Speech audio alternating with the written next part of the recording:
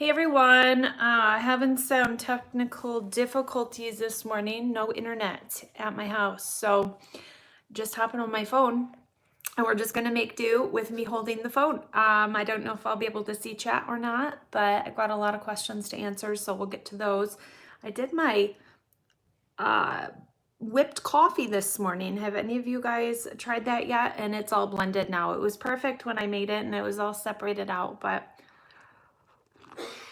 you guys should really try the whipped coffee thing. It's really good. So I have one less arm while I'm doing this. Hey, Leo. Hey, everybody. Hey, Nancy and La Cruzy. I don't know how you pronounce that. So a lot of questions. I'm just going to hammer questions through. I'm from Michigan. I was wondering, how does someone put ashes in an urn, and can a person's ashes be in more than one urn? Thank you.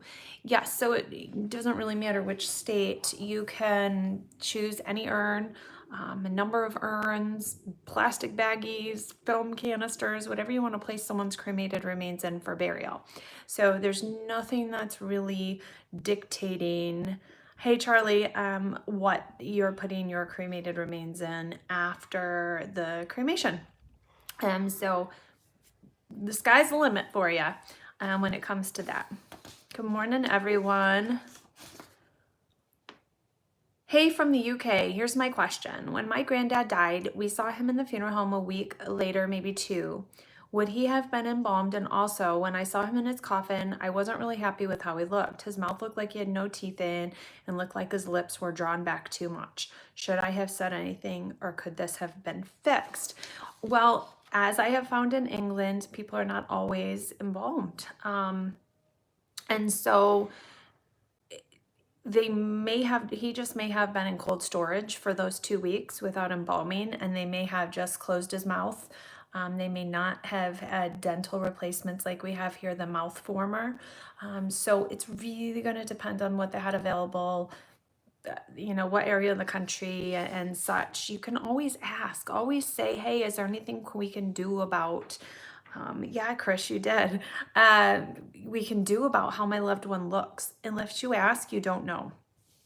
So trying to get a little bit more away from me here with this, but my arm is only so long. So I'm sorry we're a little jittery today, guys. And my bra strap's showing, we're a hot mess, but I was ready to jump on and no internet.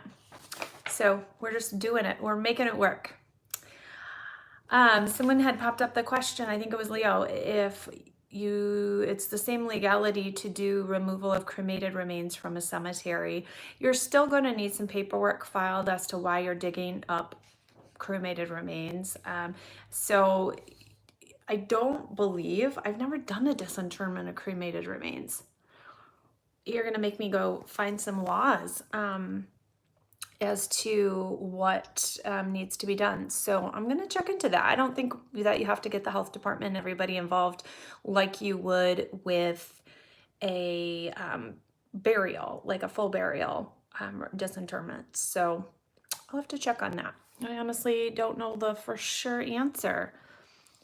Still have a yard of water in Michigan.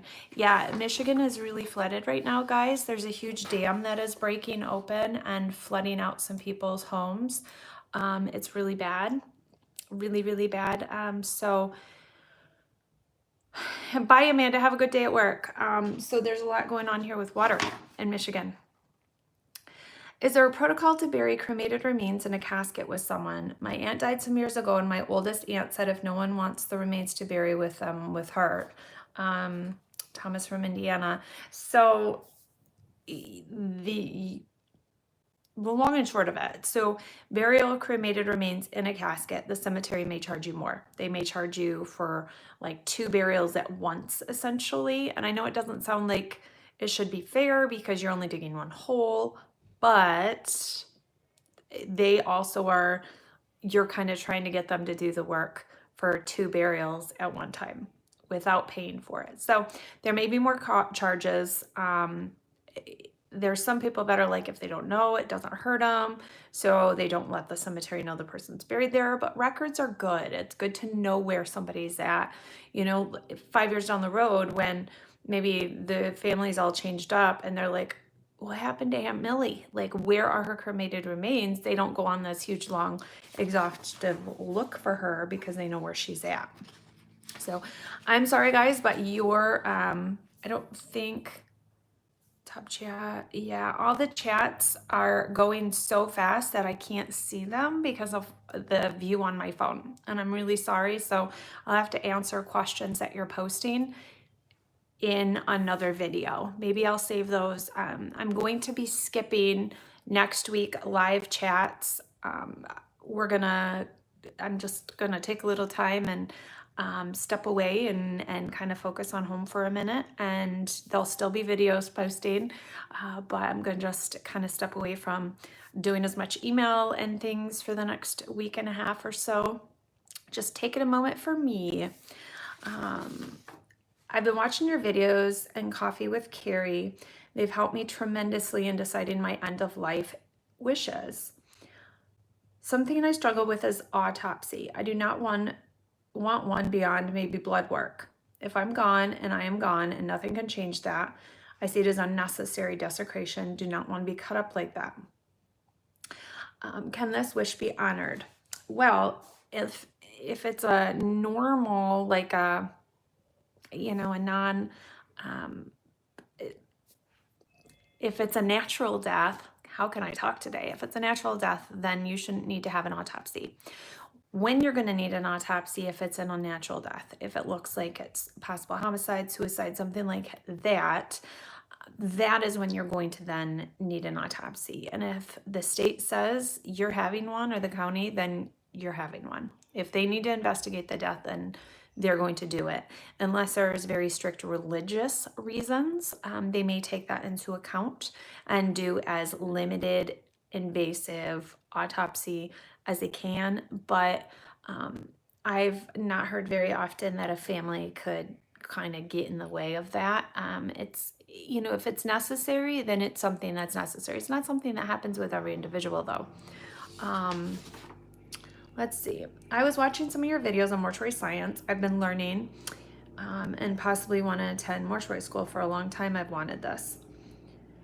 I currently work full-time, but I did find a funeral assistant online certification program on the American Institute of Healthcare Professionals in becoming funeral service assistants. Is this in America? Bonnie is asking this question. You really don't need to go to classes for being a funeral service assistant. It's a really hands-on position if you're going to assist around the funeral home. Hey, Joe Jenny. I don't know.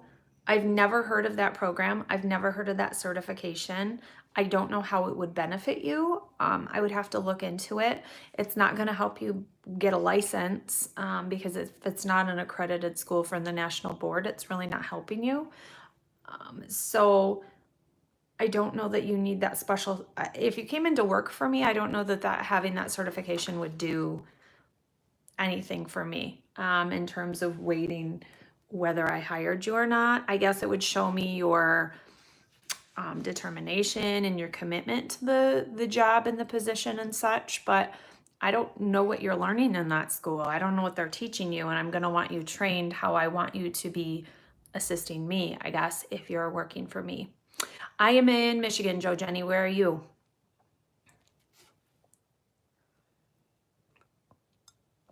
Yeah, Steve, I've never heard of that before either. I think that's interesting, but maybe it's something for like Colorado where you don't need to be licensed or things like that.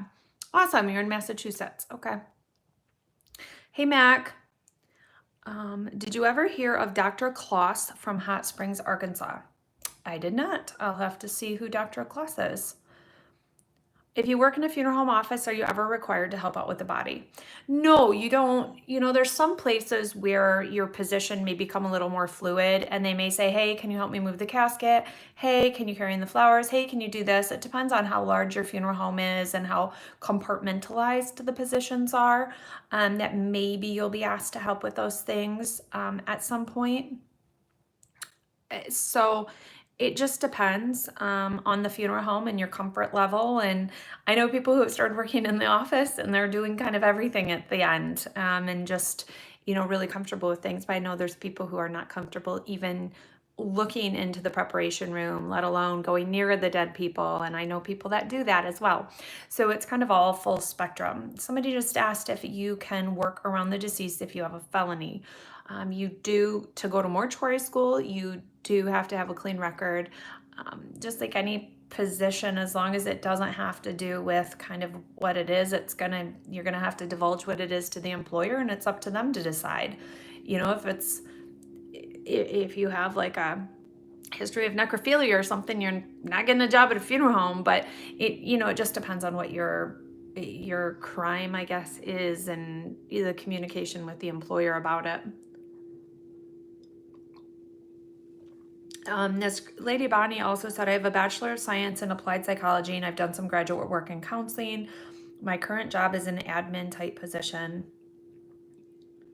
It's never a bad thing to have knowledge, no, but I don't know. I mean, if you already have a psychology bachelor's degree and you have graduate work in counseling, that's plenty to go get a position as a funeral director's assistant. As an assistant, though, like, I don't know what you would be doing that, like running death certificates and things. It really depends. You could make arrangements depending on the state you're in. So a mortuary degree, kind of start to finish, is about 4 years. You've got prerequisite classes, you've got your mortuary school, and you have your apprenticeship, and then you do state boards and national boards. So I say it's about a 4-year plan, start to finish. If you already have some classes from another degree, you can try and transfer some of them over to see if they would transfer. So they do not remove artificial joints before cremation. We would take those and gather them afterwards, and then they'd be sent for recycling if they were recyclable. So I dropped some papers, so we're going to go get some papers here off the floor, guys. You can see my setup. So today I had this picture, and can you see how jacked up this setup is? I need to get like a stand or something to set my pictures on. I know, behind the scenes. I also have on sweatpants with my shirt today. We're just going for it. Whatever. I hope you will get this correspondence. I know that people asked you this question probably 100 times, but I may have not been in class that day. I love it. But I didn't know what made you choose this line of work, and were you weirded out the first few years? And are you afraid of being alone in the funeral home working on a cadaver? Well, cadavers are only bodies donated for medical science. So it would be a corpse or a deceased.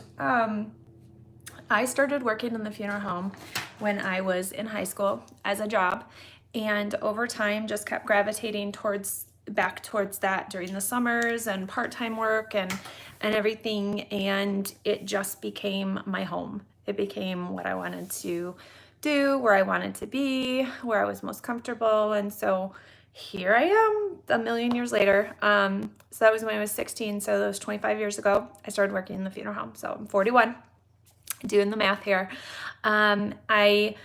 At night, no. There are some funeral homes. I don't know if I would be there at night. I've never been there at night. I've just been there during the day. And I don't know if I would be comfortable at night just because they're kind of creepy. I'm not scared of the deceased at all. But it's the living. Like, is somebody going to break in while I'm here? Is somebody going to, I don't know. There was a story years ago when I was just working part-time at the funeral home about a theft that happened, and I think it was Wisconsin. Don't quote me on that. And somebody had broken in to steal fluid and had killed the 2 funeral directors that were working at the time there. It became a big thing about that time to take cigarettes, and you soaked them in formaldehyde fluid and let them dry, and then got high smoking it, which dumbest thing ever. But that was kind of a big new thing on the street, and I can't even remember what they're called. Like those cigarettes are called something special. And so people broke in to get a case of fluid because they could make so many of those special cigarettes to sell on the street. So drugs do a lot of bad things. Hey, Chloe. I don't know why I talk louder when I'm yelling hey to somebody. It's like you guys are still going to hear me. And so I remember that story from when I was younger. And so I think it's always kind of stuck in my mind that, you know, we do have things of value when it comes to the chemicals and such. And with everything, you know, shoot, lock up Sudafed or something at the store now because you can make meth from it and all this other thing. So the chemicals we use definitely are things that are valuable to the right person. And so you never know when somebody's going to break in and things are going to happen. And so I always, hey, Penny, I always am a little nervous like going to my car if I leave in the middle of the night, or yeah, I could carry a handgun, but that's not really my thing to do. So yeah, and Josie, I don't remember if they were called what they were called. I'll have to Google that later. It was not a big, you know, it wasn't a great thing because a lot of people died from it. Kind of like, you know, when you're mixing drugs now. So I don't know. I'm always hyper overly protective, just like I've told you guys in my video about me, that I don't like running on paths like alone. I'm just assured that somebody is going to grab me or something. And then there was a news article last week that a lady got grabbed on a running trail near here. And so I sent it to my one friend. I said, see, look, this is why I get nervous about it. So it's called wet. Well, it's just, I don't know if it's it's not a PCP, is it? Because it's just the formaldehyde soaked on a cigarette. Anyway, I don't know. So yeah, post some other questions, guys. I'm going to watch here to answer them now. I went through I rambled through those fast. Maybe this will be a shorter coffee chat today. My arm may get tired as well while we're doing this. So, hey, Suzanne. Yeah, so on my phone, there's only like 1 or 2 messages that pop up. Yes, I need to go to Houston. It was kind of on the list this year. I really want to get to St. Louis, Arizona, and Texas this year. I don't know that that's going to happen. The National Funeral Directors Association has their annual convention this year in New Orleans. So I think I'm going to probably go down to that. Honestly, New Orleans is probably not on my top list of places to go. I would like to go see all the graveyards and the cemeteries there because of the history and everything. But what happens if the funeral home has a fire and there are bodies inside? It's a total loss. Then it just depends. If they were going to be cremated anyway, I mean, they're still going to gather whatever they find and then do burials or cremations from there. Save the living and handle the deceased after, and kind of see, just because the building's a total loss doesn't mean that the bodies were affected a lot. It depends on if they're in a cooler or not. No cutting out early on you. Okay, I'm in it to win it here. You got to keep questions coming at me because I can only read so many at a time. Watch live. Is there videos on how they do autopsy?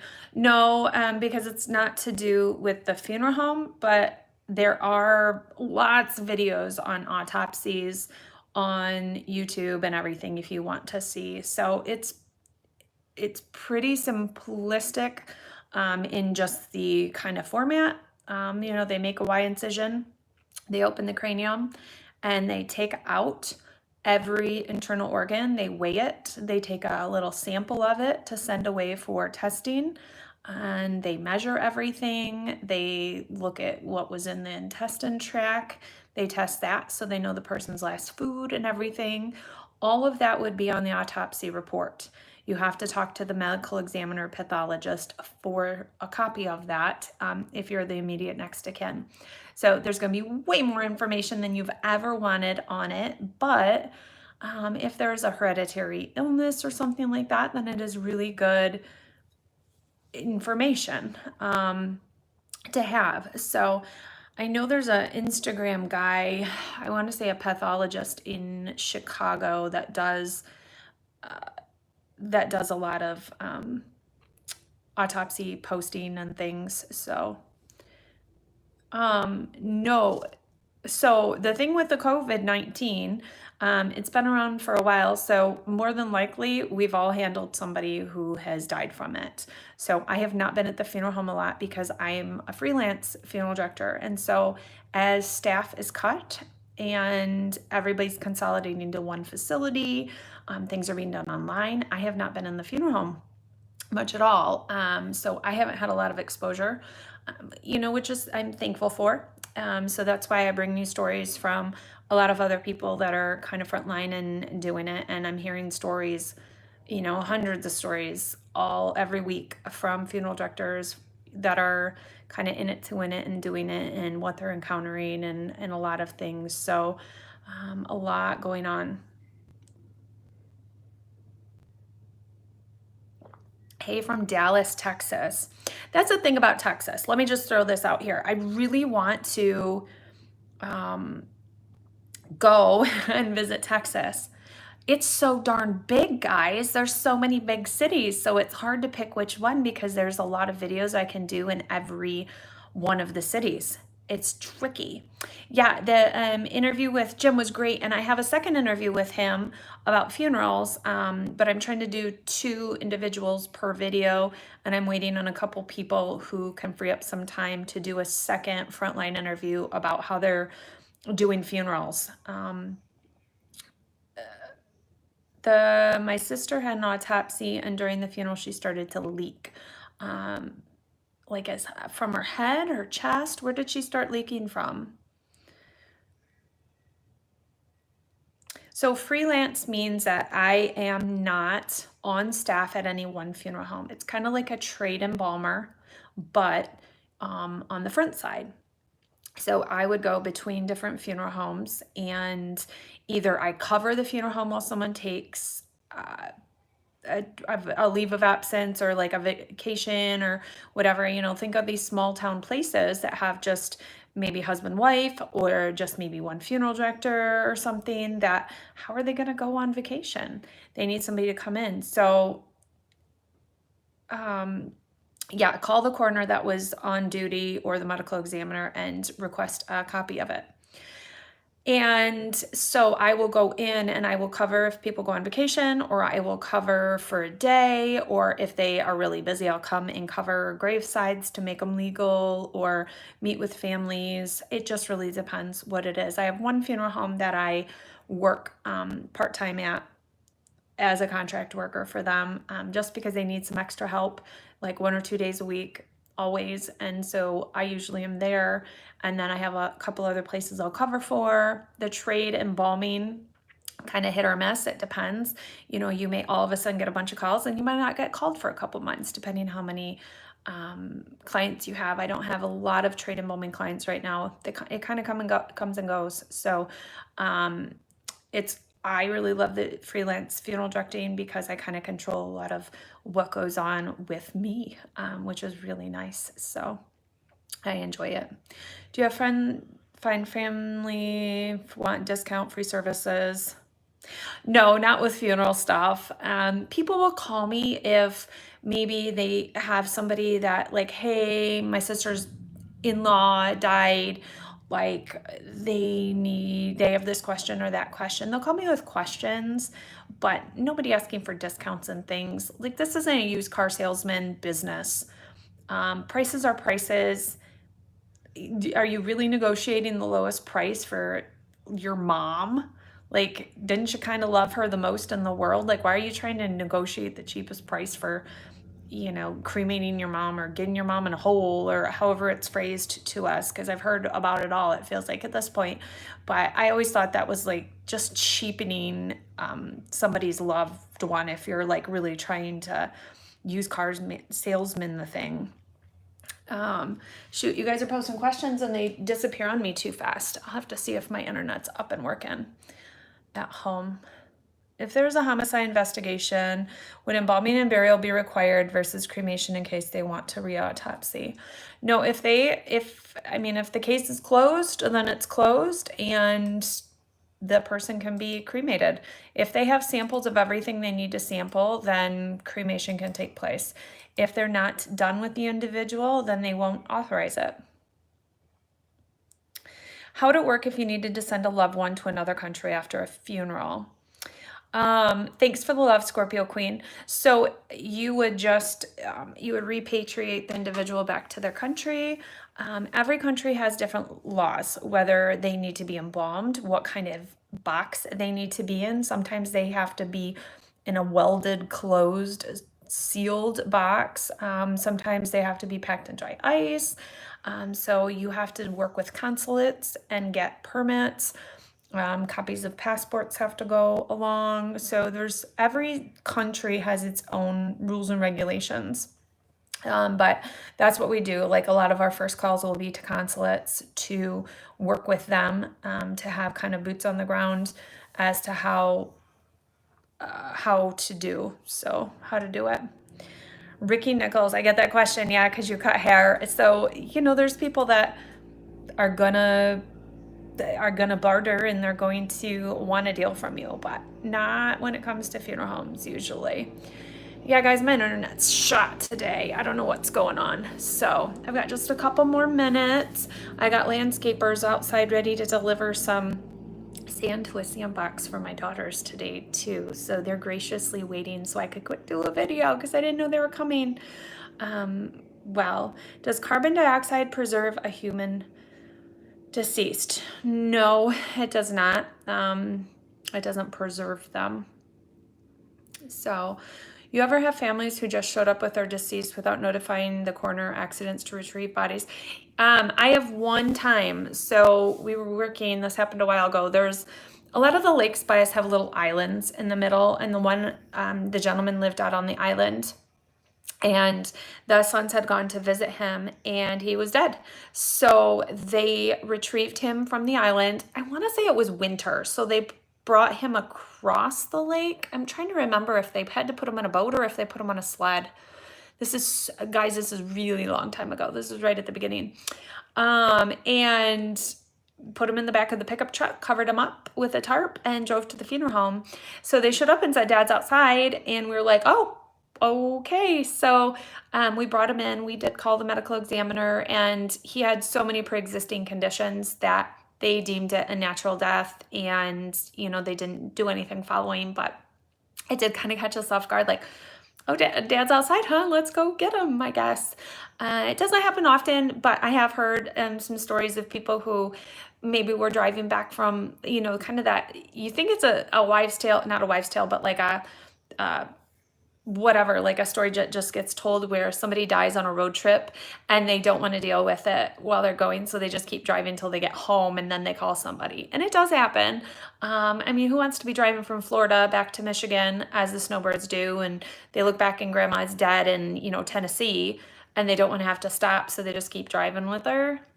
I don't know what I would do. I don't know kind of how I would feel about all that. I feel like it would be situational and go with it. I mean, I obviously am going to handle it a little different than most people, just because I'm used to, death and such. But it's an interesting, what would you do? Would you keep driving or would you stop?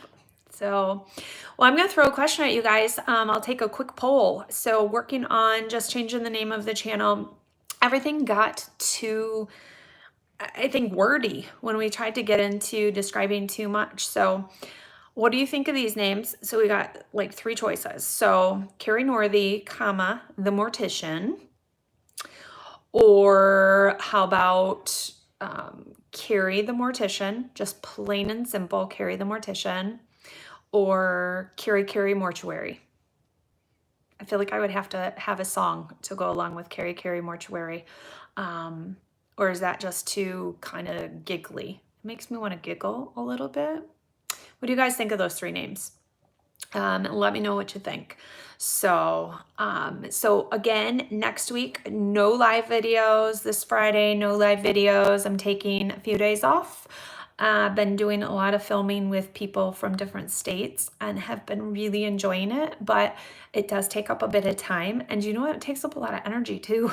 I don't know why I get really tired after I do blocks of those. I think because I'm kind of really engaged for long periods of time and then I kind of crash after. But they have been the most fun to do, to get to meet some of you. in an, one-on-one setting. And I've really enjoyed that. So, but watch for lots of videos to come. You guys are seeming to like Kari the Mortician, just plain and simple. So that, I feel like that might just have to be it. Yeah, Chrissy, there is no other word. That's the problem. Mortician is really it. Funeral director doesn't encompass everything we do. Embalmer doesn't encompass everything. Undertaker makes you, no matter what you Google, takes you to WWE wrestling, which sure, I'm, tough and all, but yeah, WWE, no thanks. So there is no word besides mortician really for what we do. That's why a lot of people have used it. So that is the magic mortician. Thanatologist. It is, yeah, but it's almost too like brainy. Is that a good word for it? I feel like doing thanatologist, because that's the study of death. And I don't really study death. Do you know what I mean? Like it's that period that I'm the after. I'm not the during. And I feel like there's that little, I don't know. Thank you guys for the support and nice words. You guys always are saying the nicest things to me. I mean, sometimes, see, funeral professional, it's like too wordy. It's like too much. How tall am I? 5'8", 8.5", depending on a good day. Kari mortuary. It's kind of fun to say, but I feel like it's like I'm on a schoolyard, maybe like taunting Kari mortuary. I feel like I need to say it really snooty nasally. I don't know. These are just my thoughts off the cuff. I really don't monitor what I say with you guys, in case you wondered. Oh, so I was saying good comments. Somebody did say to me last week that I have an ugly side because I drink too much. Like, I haven't drank in like 3 weeks. Like I don't drink that much. Just because I have a wine series video and I have a beer series video, I don't know. Maybe I must always be drunk. I don't ever put Bailey's in my coffee when I'm coffee chatting with you guys, but who knows? So we're digressing away from the funeral chat. Well, thank you guys. Kari the Mortician might be the one that's coming at you here soon, I guess. I don't know. Yeah, Steve, I don't think I'm going to come to a Motel 6 and get drunk, but thanks for the offer. A first grader obsessed with funerals. I'm taller in the morning. I used to be 5'9.5", and I have shrunk quite a bit. Yeah, who cares if I want to enjoy a drink? I don't know. It was sad. I think that she told me I was ugly personality if I'm drinking. I don't know. That made me sad. Thank you, Bruce. Well, thank you guys. I'm going to sign off. Keep emails coming to me. They may take a little bit longer the next week or so to respond. I'm going to try to just take a little bit. Yeah, Leo, after death with Kari. After death with Kari. I'm going to think on that one. Coffins and coffee. You guys are giving some new good ones. Oh, Heavenly Father, that Purist needs to go get drunk. Yeah, maybe they need a drink. I can't remember who said it. I'll have to look. But, well, thank you guys. Have a good Memorial Day weekend. If you have not, check out the videos that I am posting on veterans. And, just remember those who gave their life for us here in the U.S. And as you celebrate Memorial Days and Veterans Days and such in your own countries, just remember all those who gave it all for us. So check out the videos, leave comments, share the Memorial Day videos if you would. That story about PFC lichens, I think, is so powerful and so important to put a face and a name to somebody who gave their life for us on these Memorial Days. So keep sharing, and thanks for the support, and I will be talking to all of you soon. Bye, guys.